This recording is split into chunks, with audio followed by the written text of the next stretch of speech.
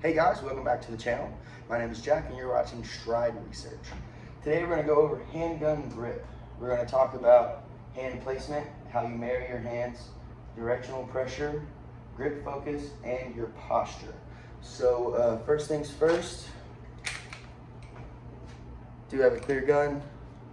Nothing in the chamber, visually, tactically inspect.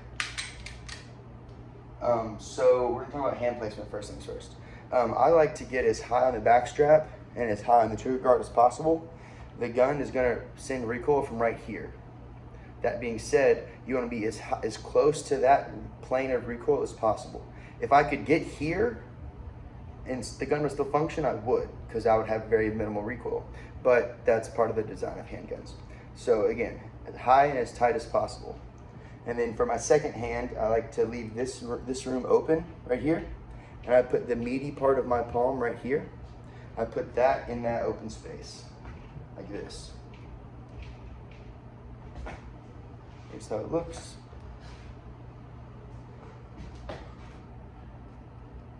So now we're gonna talk about how you marry your hands together. And this concept works whether from a duty holster or from a concealment holster. So as I clear the garment and draw the gun up, I karate chop right here and I roll into my grip. That's going to put more tension on your skin and more tension on the gun. The more tension, the more friction you have, the less recoil escapes. This also works from a duty holster, so let's just pretend. Coming up, clearing my hand, karate chopping and roll. It also helps prevent you from flagging yourself. Some guys are, try to go fast and they'll bring this hand in front of the muzzle as they raise it up. But you don't want to do that. You want to bring the gun like this, whether it's from a duty holster or from a concealment holster, okay? Same concept applies. Next, we're going to talk about directional pressure. So you don't want to just grip the gun like you would like a barbell or something like that. You want to grip with this hand, front to back, and with your support hand, left to right, okay? So front to back, left to right.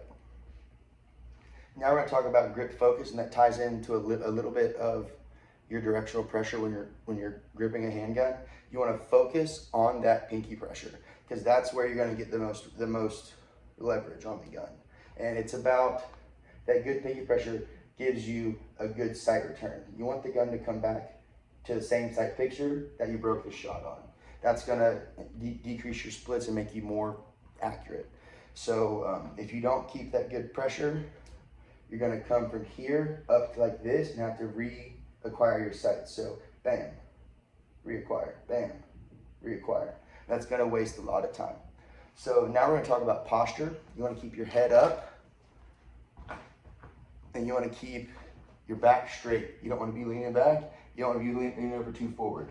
And if you want to load your toes a little bit on the balls of your feet to kind of get a good aggressive posture, you can. But if you look, I'm not leaning forward that far, okay?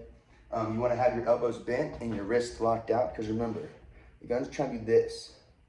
Your elbows are stronger than your wrists, so if you lock your elbows out, your wrists are gonna break before your elbows. So bend your elbows a little bit and make your wrists nice and firm. You wanna prevent this action right here.